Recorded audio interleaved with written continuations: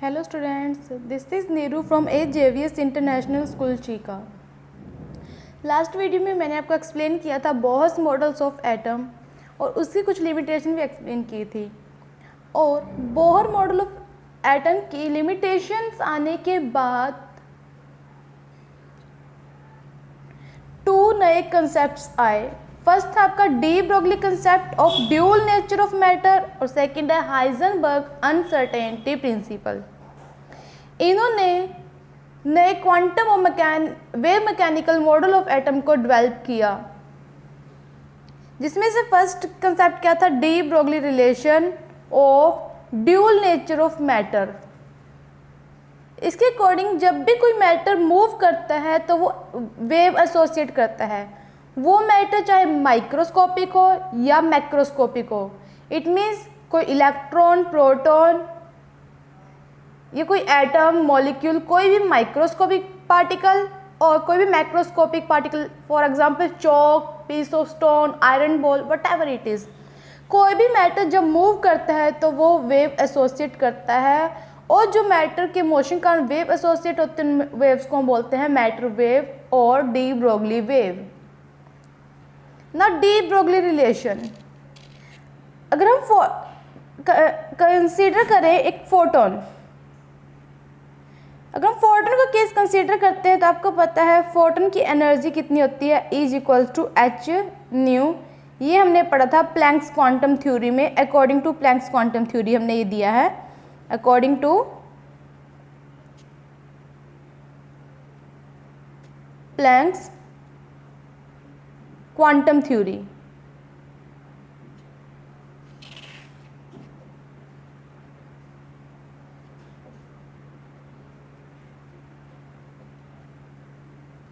लेकिन अगर हम कंसीडर करें कि फोटोन एक पार्टिकल है, तब इसकी एनर्जी होगी E=mc²। ये कंसेप्ट है आइंस्टाइन का, अकॉर्डिंग टू आइंस्टाइन इक्वेशन।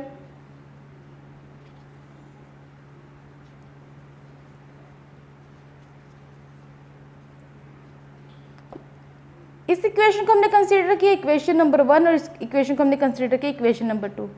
जब हम दोनों इक्वेशन को कंपेयर करेंगे तो आपके पास एच न्यू किसके इक्वल आ जाएगा, mc² के, where h is Planck's constant, nu is frequency, m mass of the photon and c is the velocity of the light. Nu is frequency and you know frequency is equals to c by lambda. c is velocity of light, lambda wavelength. Put the value of nu in equation 3. Nu की value को हमने equation 3 में put किया है।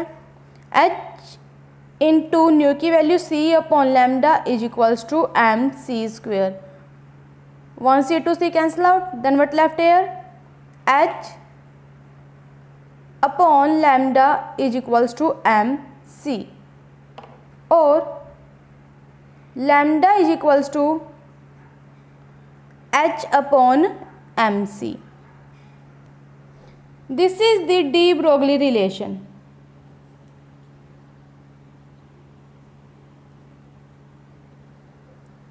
But हमने consider किया था कि फोटोन एक पार्टिकल है और पार्टिकल की वेलोसिटी हम c ना कंसीडर करके v कंसीडर करते हैं।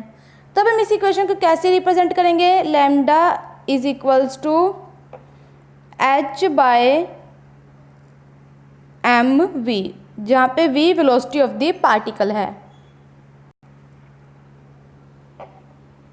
mv it means product of mass and velocity होता है momentum. Product of mass and velocity is momentum. यहाँ पे पुट कर दो mv किसके इक्वल है, p के, तो लैम्डा किसके इक्वल आ गया, h by p।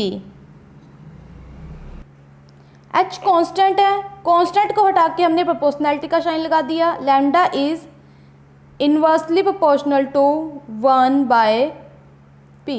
It means wavelength momentum के इनवर्सली प्रोपोर्शनल होती है। This is de Broglie relation, derivation for de Broglie relation. Next topic is differentiate between particle and wave. Particle और wave के बीच में डिफ्रेंशिएट करना है। फर्स्ट पॉइंट आपके पास, पार्टिकल की एक फिक्स पोजीशन होती है स्पेस के अंदर, ये लोकलाइज्ड होता है, लेकिन वेव स्प्रेड होती है। इट मीन्स इसकी कोई फिक्स पोजीशन नहीं होती। फॉर एग्जांपल, अगर आप एक पॉन्ड के अंदर एक स्टोन को फेंकते हो तो वेव्स उसके सेंटर से बाहर की तरफ मूव करना स्टार्ट कर देती हैं। पार्टिकल्स इंटरफेयर नहीं करते। इट मीन्स एक पॉइंट के ऊपर दो पार्टिकल नहीं हो सकते, एक पोजीशन को दो पार्टिकल ऑक्युपाई नहीं कर सकते, बट दो या दो से ज़्यादा वेव सेम रीजन के में एग्जिस्ट कर सकती हैं। इट मीन्स वेव इंटरफेयर करती हैं।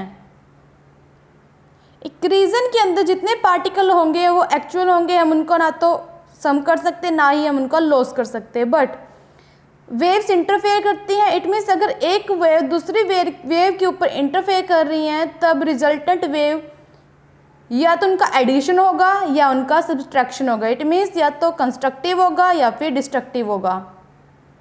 फॉर एग्जाम्पल, एक ये वेव है, अगर दूसरी वेव इसके ऊपर same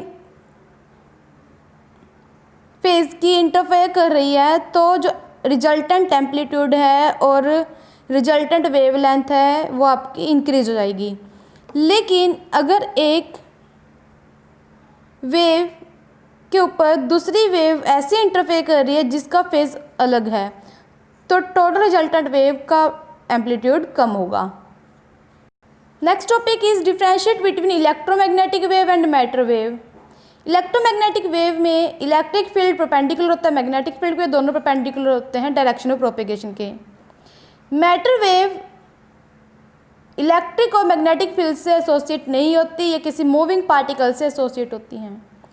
electromagnetic wave do not require any medium for propagation, इनको प्रोपेगेट करने के लिए किसी मीडियम की ज़रूरत नहीं होती, ये वैक्यूम में से भी प्रोपेगेट कर सकती हैं। लेकिन मैटर वेव वैक्यूम में से प्रोपेगेट नहीं कर सकती, इनको किसी मीडियम की ज़रूरत होती है। इलेक्ट्रोमैग्नेटिक वेव की स्पीड लाइट की स्पीड के इक्वल होती है, लेकिन मैटर वेव की स्पीड लाइट की स्पीड से कम होती है। ये किसी सोर्स से एमिट होती हैं और एमिट होने के बाद सोर्स को छोड़ देती हैं, लीव कर देती हैं, लेकिन मैटर वेव एक मूविंग पार्टिकल को लीव नहीं करता।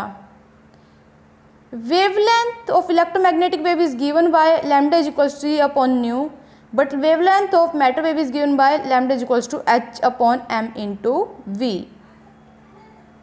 Next topic is significance of de Broglie equation.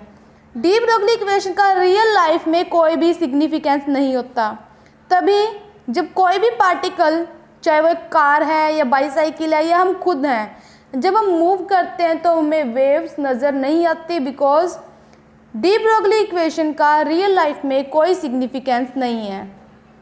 De Broglie equation का सिर्फ माइक्रोस्कोपिक पार्टिकल के लिए ही सिग्निफिकेंस होता है। You have to read topic de Broglie equation, differentiate between particle and wave, electromagnetic waves and matter waves. Thank you.